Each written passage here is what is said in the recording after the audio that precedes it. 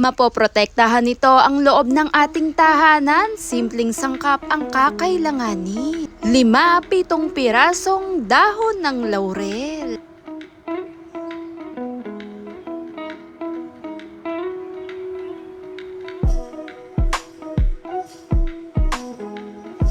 At kahit pa sa ang kasulok-sulukan ng ating tahanan ay napakaganda nito gamitin na nagiiwan ng aromang mabango. At 1 teaspoon po ng baking soda.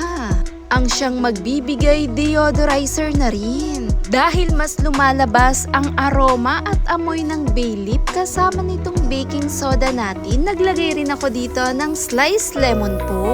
Sa scent pa lamang na iniiwan nito, aroma kakaiba dahil ang lemon hindi naman talaga nalalayo pagdating sa mga scented na gusto natin, lalo refreshing. Pagkakuha ng katas ng lemon, ilagay na rin mismo yung pinagkatasan nito. Haluin at hayaan natin to ng 20 minutes.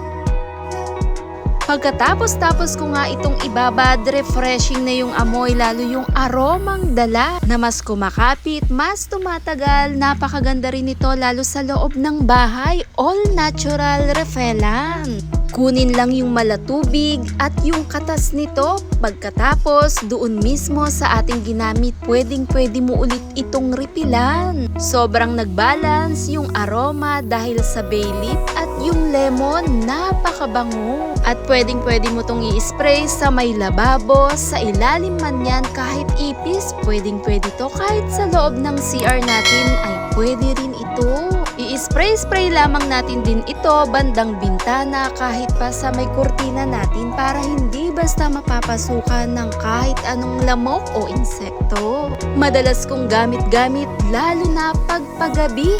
Napakaganda at mapapasarap ka na rin sa tulog dahil dito. All natural insect repellent, aromang kakaiba. Thanks for watching, guys!